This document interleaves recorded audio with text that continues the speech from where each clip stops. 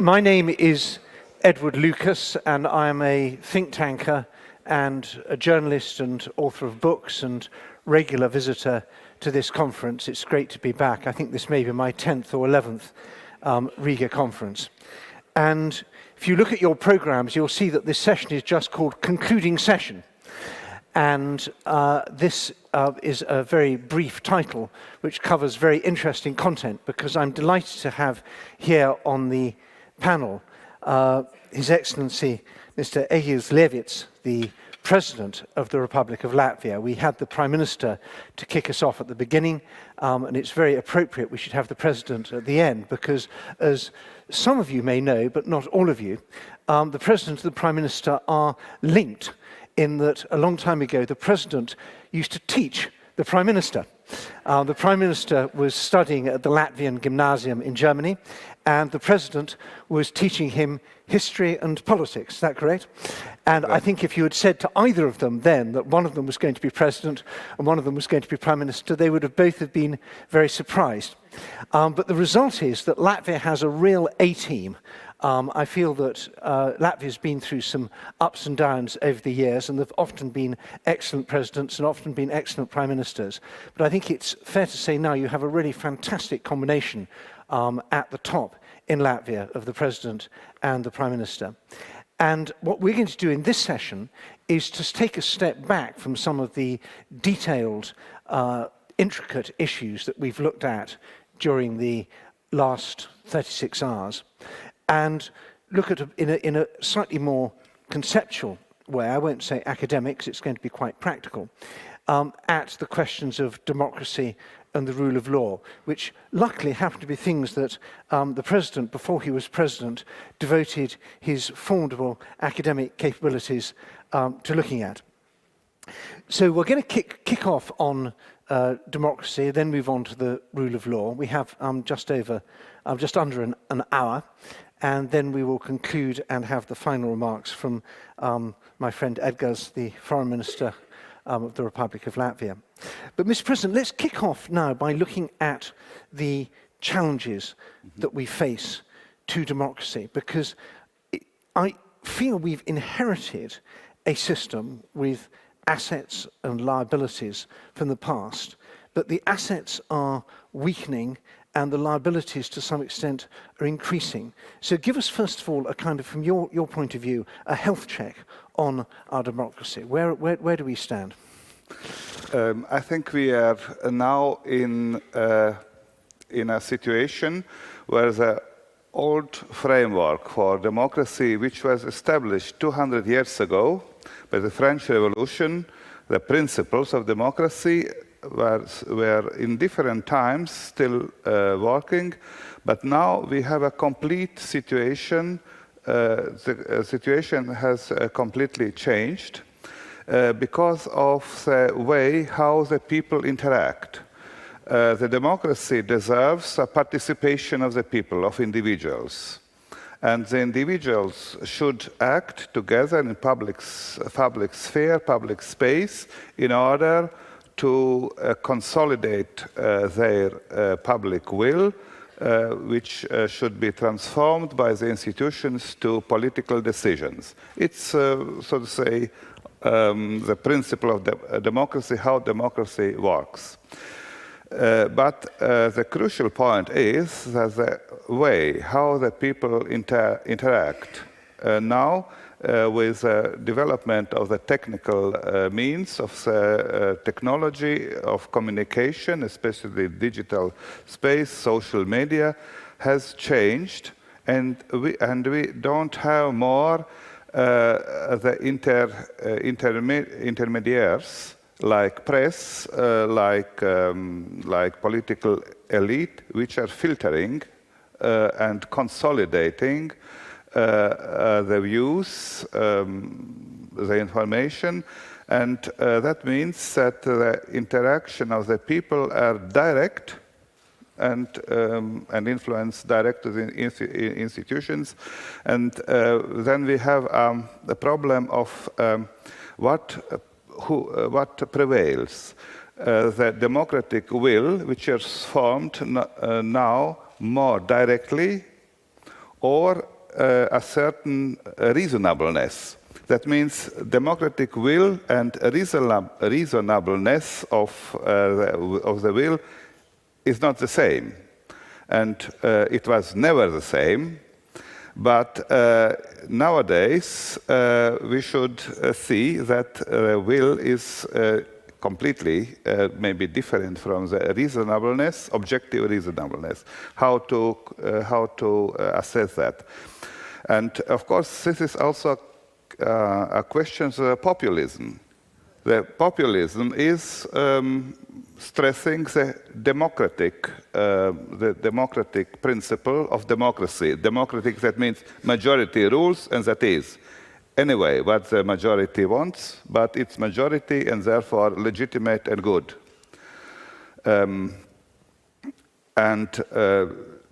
The representative democracy, not direct democracy, but the representative democracy, which was developed more or less in the last, not 200 years, but 100 years, it has completed the democracy rule or the majority rule with different other principles, and the most important of them is the rule of law.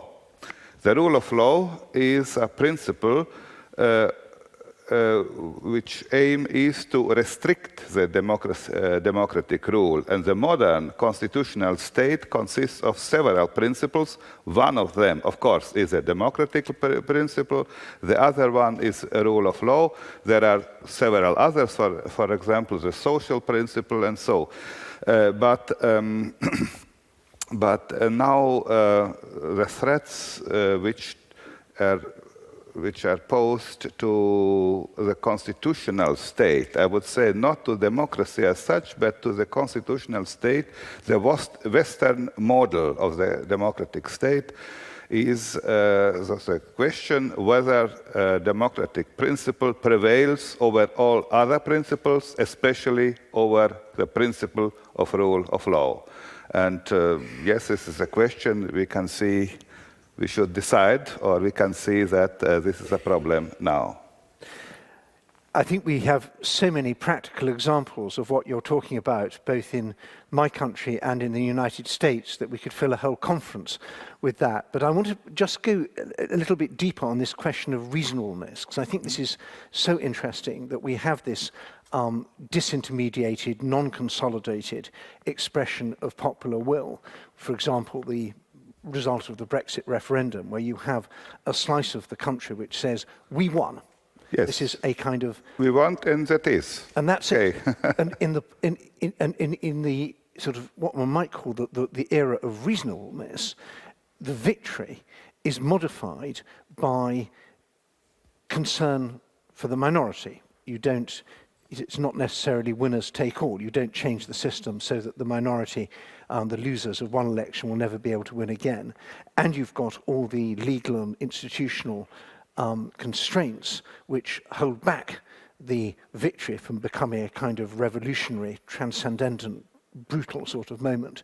So how do you, what can we do to protect reasonableness and strengthen it?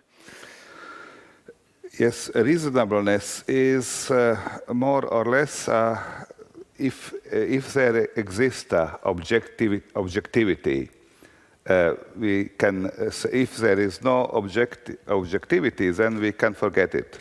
But if we accept there is objective considerations, and we can in discussion to try to find out what is objectively happening, what is the objective truth, then if we accept that, if we don't accept that, and there are also some people we don't accept that is always possible, there is no objective truth, there is no fake news and real news and so far, but if we are accepting that, then of course the objectivity is, there is a method or a process how to more or less to find out, or to better to say, to come next to the objectivity, and this is discussion, and Habermas has developed his theory on communication and so far. But so democratic will, we can only say that the will is there, but the other principles, especially rule of law, which protects, for example, the minority, which protects also some kind of basic values which are relevant for all, for the 100 or more or less 100% of the society. There is also other principles like social principle. That means that you should share your wealth with persons who are not so wealthy, so to say, in a very primitive way to explain the social principle and the other principles. So, and altogether, these principles are forming the political order of the modern Western constitutional state. Right. And we know that till now. And because of the use of the social media technology, it is possible for more and more persons to participate in the expression of the will.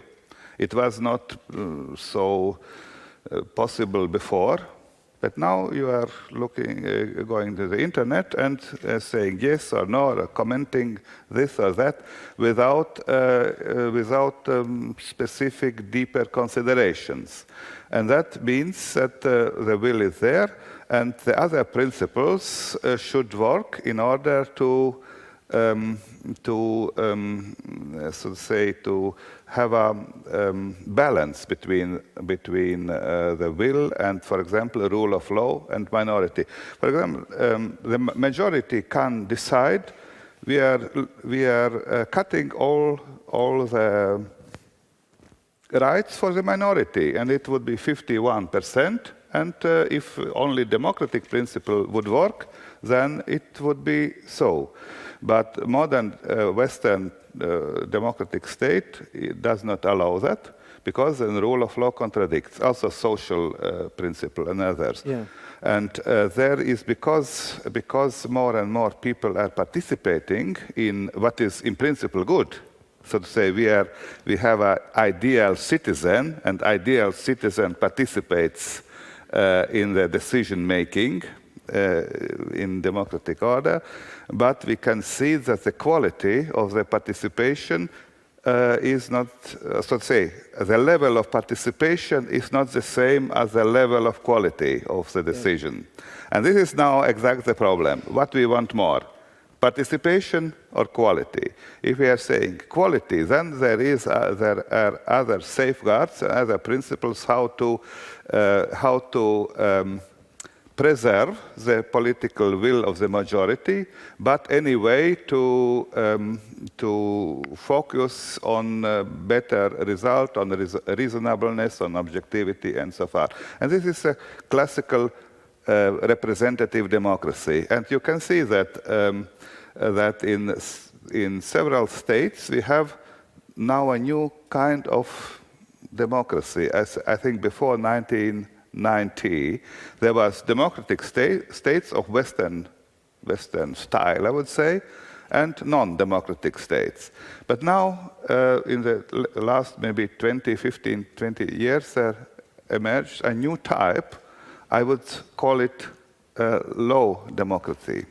Democracy of low-level democracy is that, in principle, you have the majority rule. I would not, as now in my position, mention some states, but you can mention freely as journalist. So the majority supports a decision, but the decision is not in line with rule of law, with social principle, with other principles which are making, so to say, the full modern democratic state.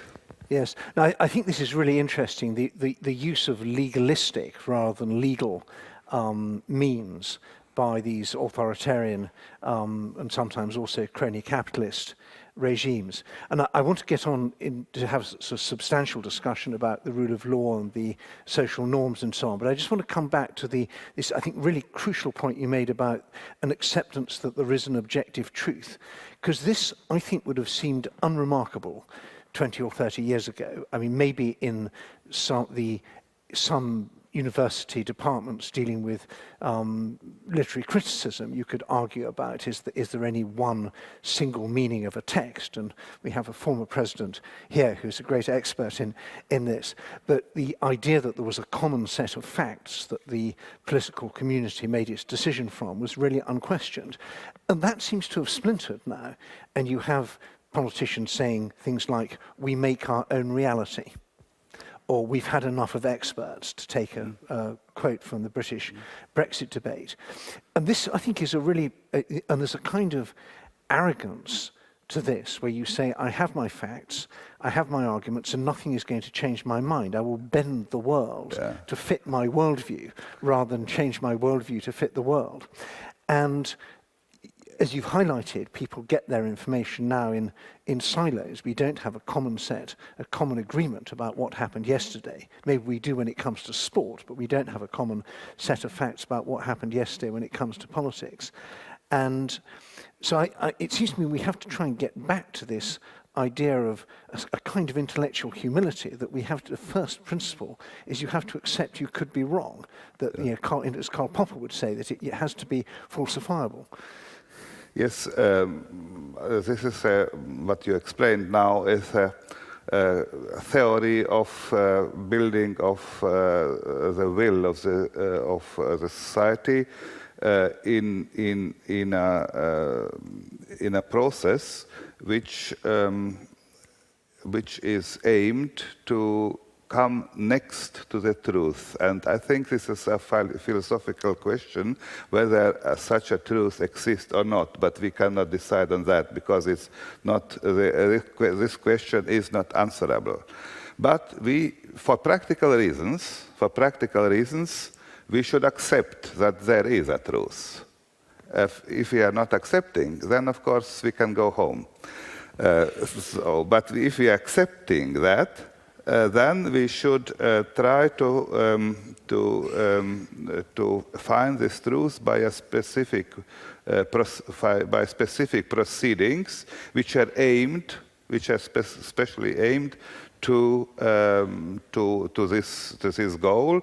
Maybe it is, and we can see that also such our decisions before, our constitutional states' decisions maybe 20, 30 years ago, when we don't have this situation now, there was a failure.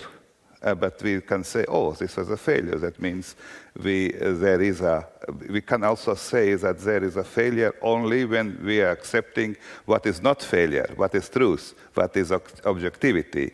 So to say, we are controlling afterwards, at least afterwards. It's better to control before the decision, and this is the democratic process, is aimed to find the truth or the objectivity before the decision, but at least afterwards we can control. And if we are denying that there is such objectivity, then we cannot also say that it was a failure.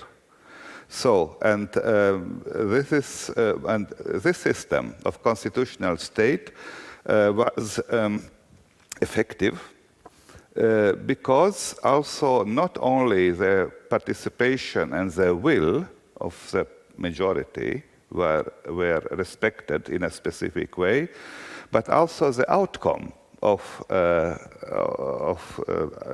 the decision in long term and was in order with I would say the general needs of the society. For example, the wealth. If we are comparing the economic level in long term in different political systems, then I think it is not so to say by coincidence that democratic states, constitutional democratic states, has a higher level of wealth, of economy as non-democratic states, and we can go deeper in that, and there is an explanation why it is. So, and this is also the legitimacy for democratic order, for democratic order in constitutional shape, I would say, to say this order is better than any other one till now.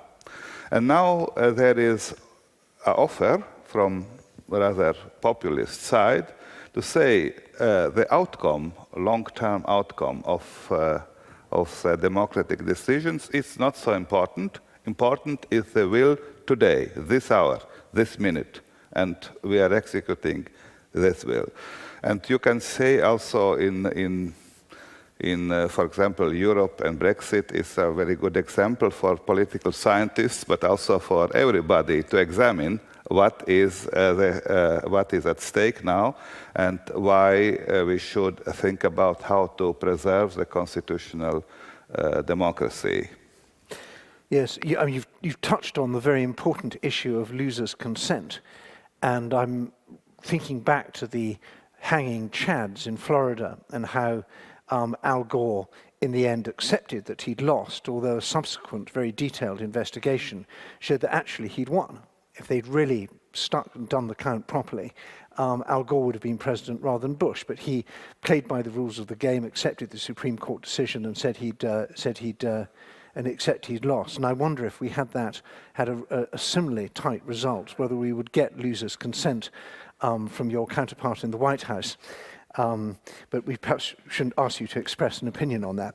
But I want to get. Thank you.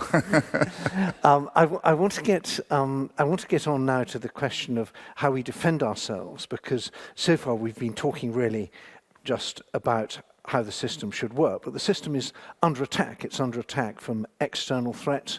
It's under attack from internal threats, and the political will of the people is just one part of that. We can hope that they vote for patriotic leaders who will defend the country properly. But you also have to defend the society in so many other ways, and particularly through institutions. And I think we should now talk a bit about the institutions, both the legal institutions and the other ones. And how do we keep those institutions in good health? How do we strengthen them when they're weak? And how do we keep them strong when they are under attack? Yes, this is a central question, I think, for in our time. The institutional system, which is effective and works, institutional system of constitutional democracy. This is the model which we have till now in the Western countries. Is based on two principles. The one principle is the trust, the simple trust of the society to the institution. You are not aware or not, you don't know how the institution works because you cannot be a specialist in all how it works, for example, the Ministry of Health, how works the courts and so on. You are very, so to say, more or less rough view on that. But you have trust. So, for example, there is a Ministry of Health. I have not time to be interested in that because I have other duties to do. But I am trusting they will do more or less well. So I am giving the trust to them. And to other institutions, I am concerned with one institution, for example, institution of the president. And I am trying to know how the president works and whether he is efficient or no. But I am not going deeper in some municipalities on how they are working. But I have that general trust, and this is very important. The general trust in Western countries is more or less inherited. You build the institutions, for example, in UK, since 200 years, and when you came to this world, there was the trust of the institutions to the institutions already there, and you are following that. This is the first, the trust. The trust is the main political and social capital in the Western world, at least. The second is the institutions should work effective and more or less well. And you can appreciate whether the institution is working good or not by critical thinking, by critical appreciation, and by the outcome. You are looking to the outcomes and saying, yes, the courts are, most of the judgments, if I am reading them, carefully reading, are just. Or the decisions of the Ministry of Health, maybe I don't understand exactly what they meant, but it's good, okay. And that means your feeling is that the institutions are doing well, effectively, and they have the trust. And this is a normal situation for the citizen. And then as a citizen, as a democratic citizen, you are interested in specific issues where you engage in the party or as in the NGO or on personal level to go deeper in specific questions. And this is the problem. This is not problem. This is a situation in old democracies, I would say. For the new democracies, the situation is a little bit different, because the new democracy, previous to the democratic order, there was a non-democratic order. In our case, in Latvia, a totalitarian order, maybe in Latin America, not authoritarian, but excuse me, in Latvia it was totalitarian, in Latin America authoritarian. It's different. So, and then you should build the trust in the society, and also by critical thinking to appreciate more or less they are doing well.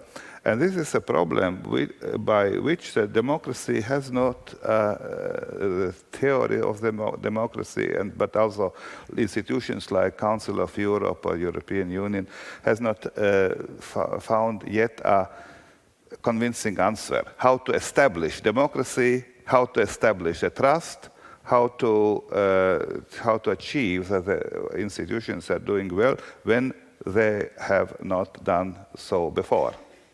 And this is a weak point of democratic order, that it is so to say, we can find out how to try to do that, but it takes time, if any.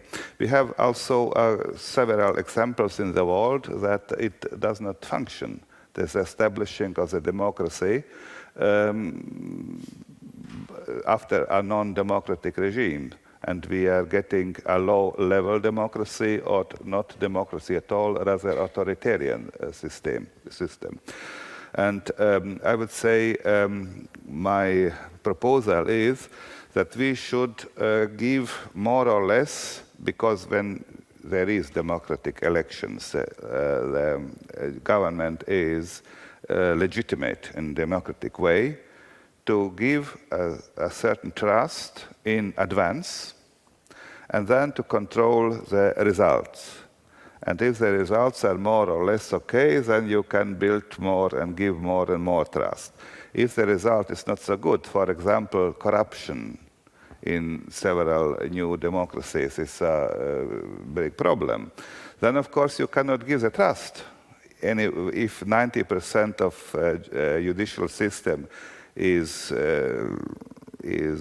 not corrupt, is doing well, but maybe 10% or 1%, there is, so to say, suspicion that the decisions are made in corrupt way, then of course you cannot give the trust. And I think this is a very important view.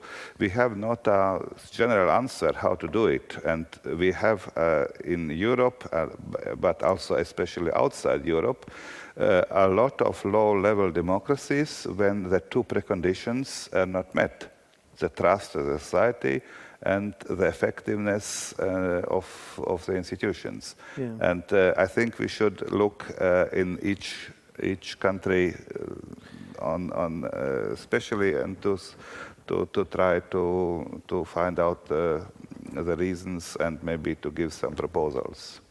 I think it's there's a sort of unique European context where in Bosnia and in Kosovo, Yes. we did have a kind of external framework Yes. on these sort of things. It's quite hard to see that working in much of the rest of the world.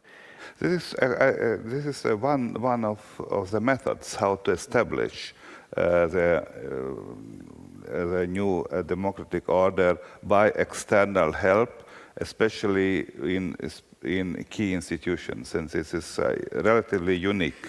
Yeah, but I think it's very interesting also. I was reflecting when you talked about these two vital elements of trust and critical thinking, using critical thinking to make a real assessment of how your institutions are doing, and then trusting them and the people in them to get on and do a job with competence and integrity. And of course, that's exactly the thing that RT attacks. If you look at RT, it often seems to be a bewildering mixture of sort of scare stories and exaggerated, unrepresentative episodes of things going wrong. But actually, I think when you step back and look at it, this is one of the main vectors of Russian propaganda. The payload is to say your institutions don't work. You can't make any kind of judgment about whether they're good or not because you don't really know, and all the people in charge are idiots or lying to you or both. And that kind of extreme cynicism, which is the hallmark of Russian propaganda, is in fact attacking both those elements which you've just outlined. Yes, we spoke about already early here that we have now much more wider participation of citizens in political process, but the participation, that means also that the citizens are building their opinion to different issues. So, and it is now by the new technical means, new technologies, new social media, it is possible, it was not possible before, to influence the thinking or the opinion of the people in a specific, focused way. The influence, if the people are communicating with each other, then this is normal, they are trying to influence each other. If we are speaking here together, then you wanted to influence me, that I am in your, I'm saying yes to your opinion, and vice versa, I want to influence you. And this is normal, but because we have in our life very many communications and influence, then of course there are not so targeted, not so focused this influence. But by social media, and also because we are constantly surveyed by technical means, by our mobile phone and where we are going and so on. And then big data, all our behavior is collected in big data system, and then it is by algorithms relatively easy to decipher, how to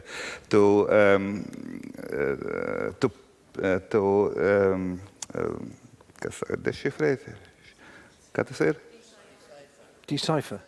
Decipher. Yeah, decipher, and France decipher.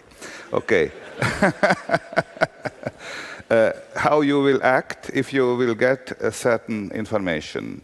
And this is a very, very powerful tool if you know that. If you are doing 1, 2, 3, then you are acting 4, 5, 6. And that means if you have the possibility to influence the people on this way, and many people in the same time, then of course the public opinion, which is the basis for democracy, the public sphere, public opinion, then the public sphere is becoming senseless, because democracy deserves an authentic decision, which comes from yourself, from the inside. But if you are influenced in a specific focused way, then of course democracy becomes senseless.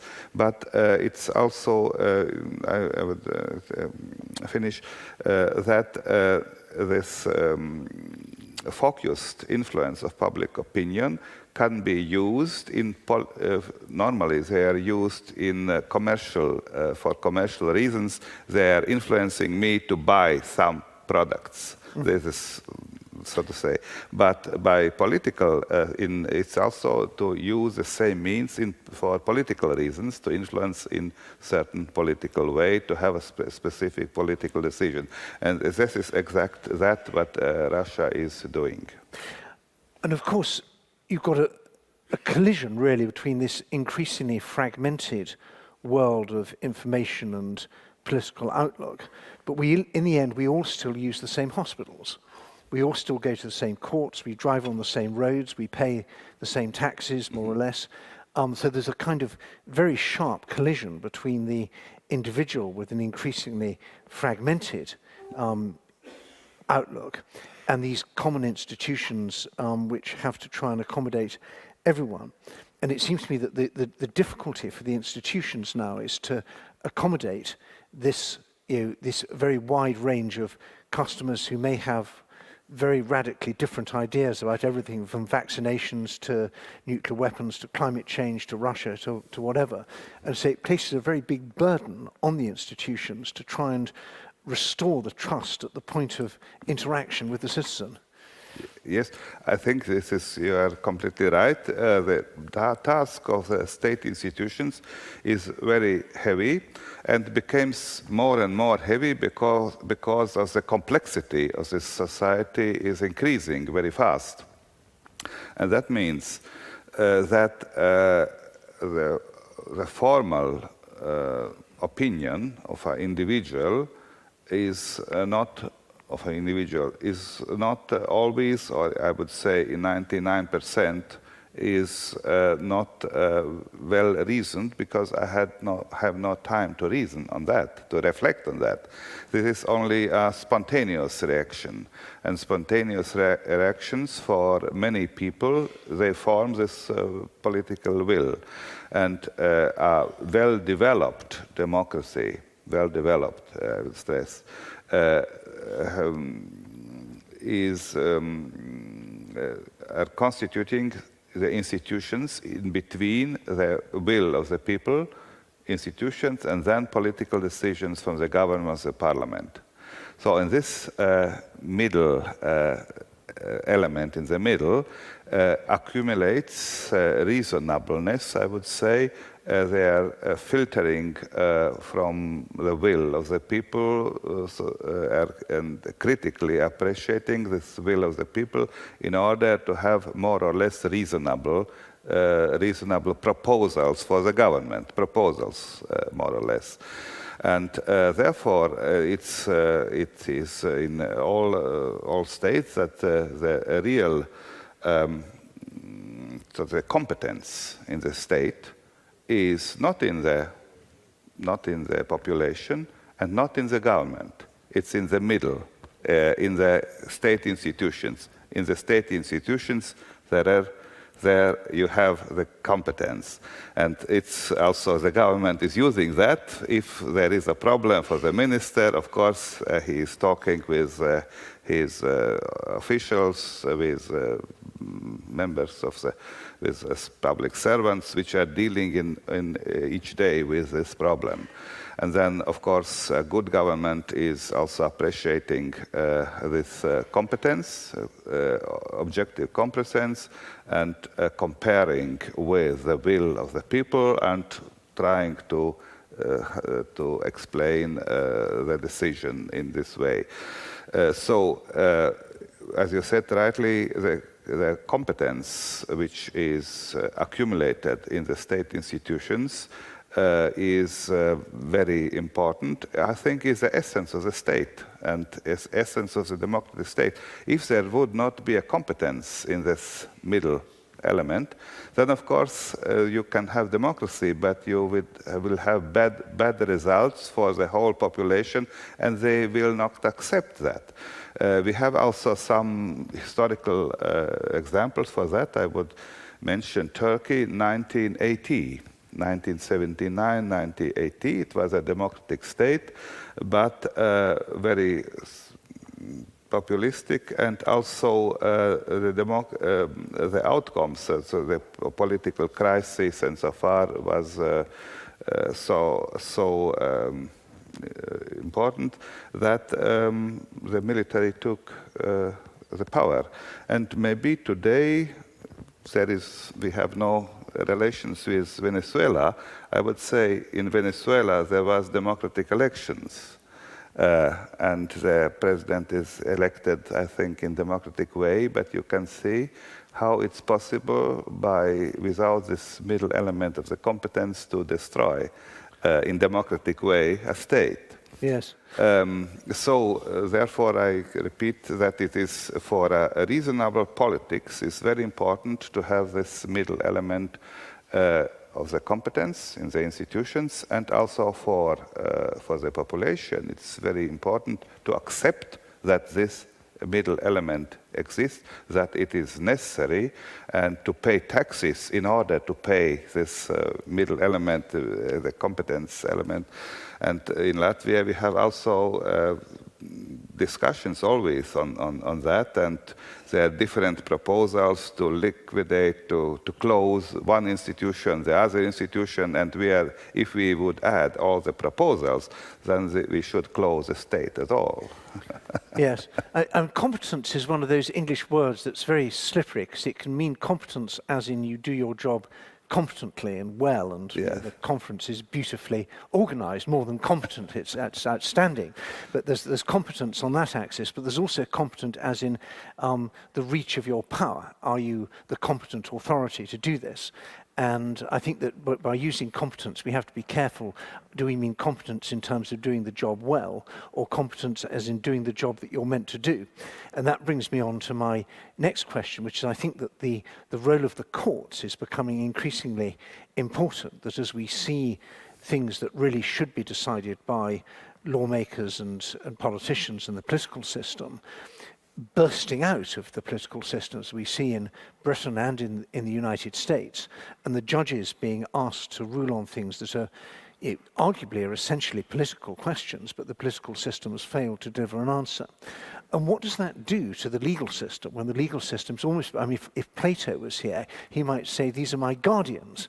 This is what I was arguing about in the Republic. You need people who are not elected, but sort of super competent yes. judges to make the final decision. Yes, it is so. As I said, it's a modern constitutional state. One principle is a democratic principle. There are several others, but one obligatory element is a rule of law element. And rule of law means, I simplify, that the judges are controlling the decisions of the public administration and of the government. So to say, you have the democratically elected parliament, democratically elected government, but in Latvia 7 judges, in US 9 judges are saying, no, we cannot accept that. This law should be abolished.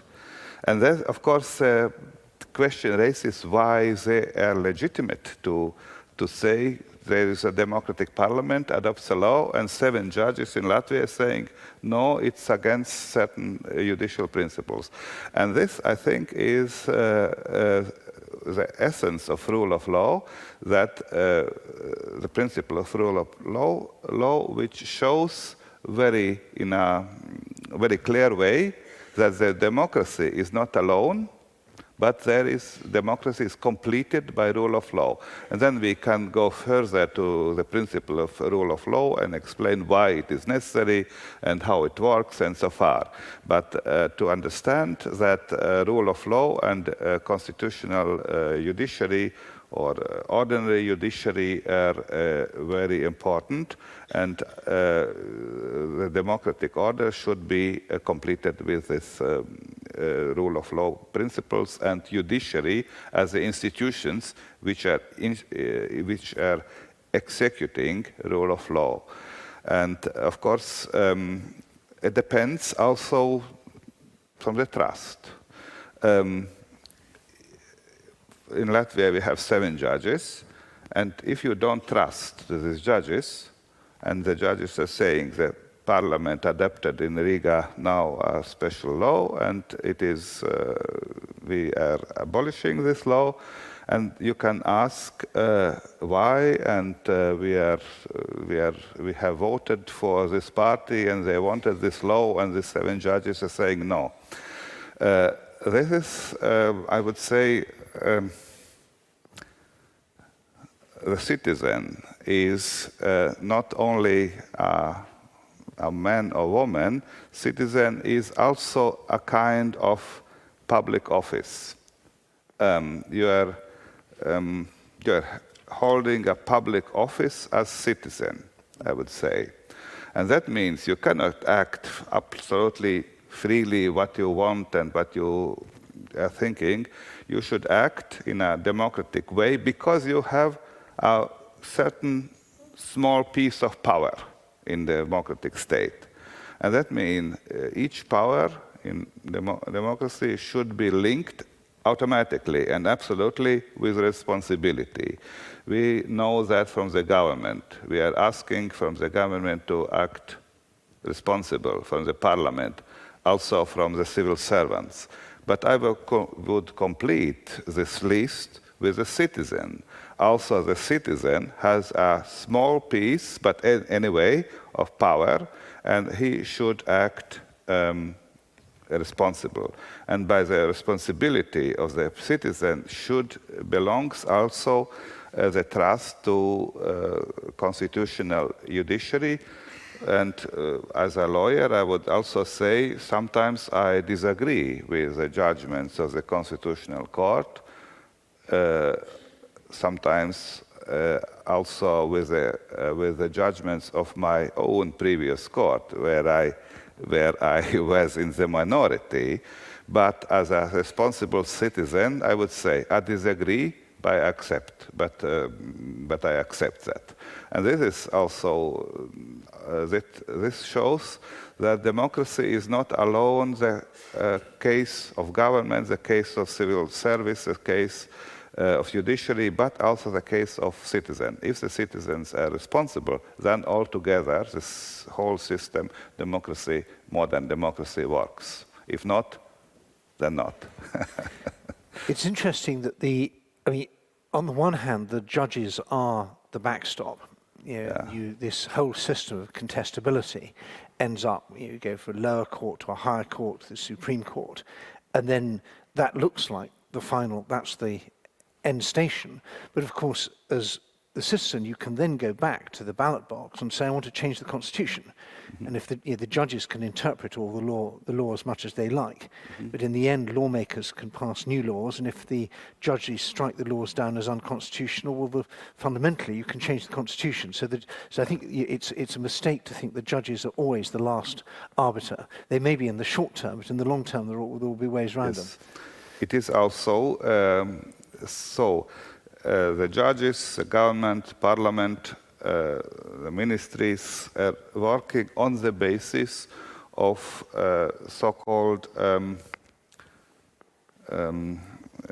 fundamental decision of the people. The fundamental decision means that the people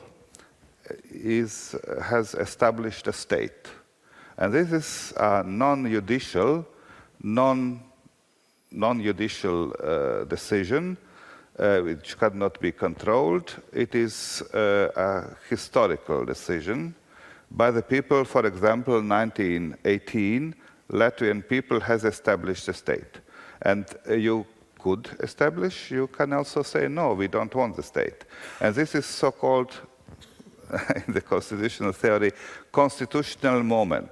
Right. Constitutional moment. It happens one time in the history or several times in the history.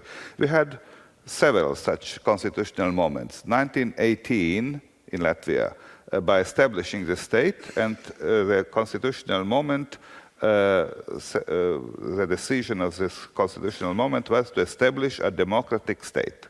So, and if the decision is there, then all the institutions, all the citizens have the rights and the duties which are provided which are flowing from this constitutional decision. We had another constitutional decision, 1990, 1991, to re-establish independence. It was not an obligation to re-establish, but we have this decision made to re-establish also, and then we are, in the following years, till now, we are basing our legitimacy on this decision. And this means that in the, so to say, in the grounds of the history, this is the basic decision, and then all the courts and all the governments and so far are working on the basis of this decision. This is a theory of Carl Schmitt, if the political science. But my worry is that constitutional moment is, it can be like a radioactive element. It decays over time, and the tremendous excitement and patriotism which you and I remember from 1989 to 91 here as independence was being restored. For many people, that's ancient history. They don't remember it. Maybe even their parents don't remember it. And so I think that the difficulty, and I want to focus on this in the sort of final few minutes, is how do we preserve the legal system and the institutions from attack? There's a great phrase which is much used now of lawfare, which is the way in which our adversaries use the legal system against us. And we tend to think of the legal system as not really needing protection. We don't think about how to protect judges and prosecutors from foreign interference. We don't want politicians to get involved in the legal system too much. But if we look at the legal system as the fundamental bulwark of the constitutional state, but look at it through a national security lens, how do we protect it? The modern state consists of several institutional sectors, branches, and judiciary is one of them. And all together, all institutions together, for example, the defense system, the political system, and other social system, judiciary are working together in order to preserve the state in this democratic order. Till the next constitutional moment, maybe there could be a constitutional moment. And the constitutional moment is called also in different term, revolution. The revolution established the state, and after the revolution there is long period, for example, maybe 200 years in America, then is working on the legitimacy which is established by the revolution. And this revolution could be peaceful, or normally it's not peaceful, but could be in principle. And then for indeterminate time, this system works, and the system has a duty, and this is important. The state has a duty to preserve itself. So it's called also,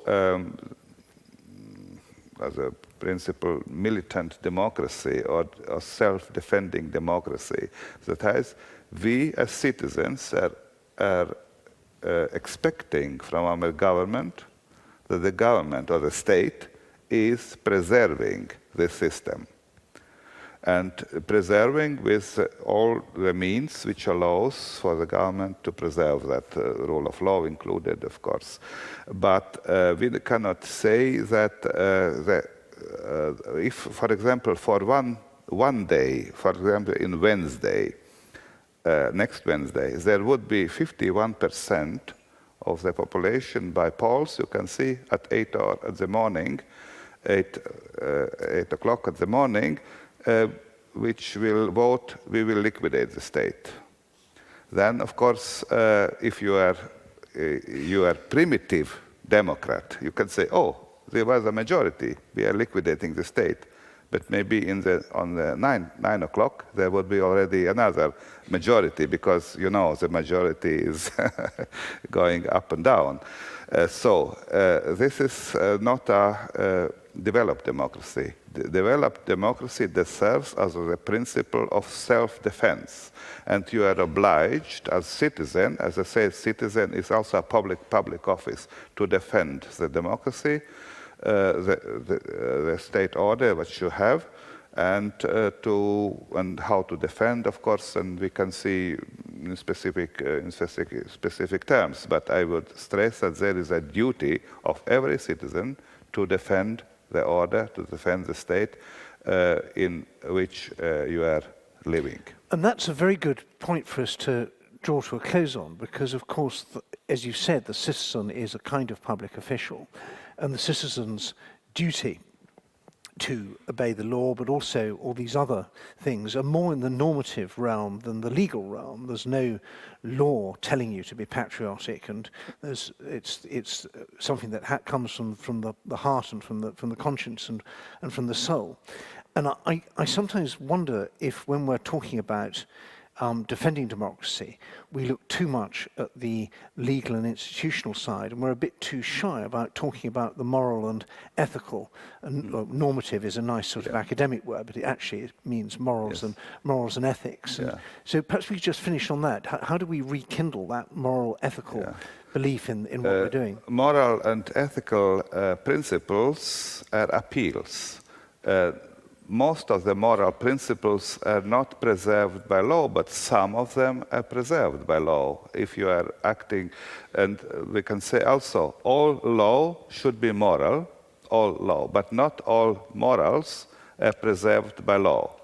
So to say, the law is a more narrow notion, and ethics and morals are more broader notion. But by some morals and some laws, they are so to say, the same. They are preserving also the moral system is preserved by law. And if I come back to what I said before, self-defending democracy, this is a moral principle. It's a moral principle if you are living here, and we can also try to explain that in an objective, rational way, why democracy prevails over all, until now, known other political systems. Maybe there would be another one which they are not developed yet, but which all concern, in comparison with all known systems, there is a clear plus for democracy, and this is also the reason why you should defend it.